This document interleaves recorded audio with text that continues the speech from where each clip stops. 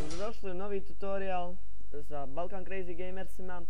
Sa vama je Madi Master, a danas ću da vam pokažem kako da povećate frameove FPS u igrici, to je da vam ne šteka igrica, bez skidanja nekakvih programa ili tako nešto slično. Mnogi od vas su čuli vjerovatno za neki Razer Game Booster, što ja stvarno ne preporučujem, ali otkrio sam jednu caku koja zapravo ne povećava baš FPS, a da ne uloži ništa drugo tu, nego da procesoru zadatak da više uloži rada, to jest truda u rad nekog programa nego u ostali dio sistema.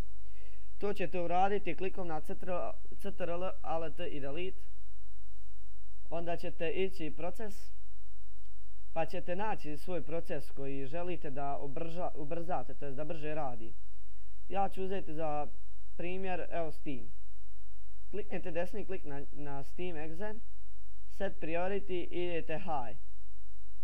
Ja to neću koristiti zato što mi ne treba veliki FPS u Steamu, zapravo Steam je samo program.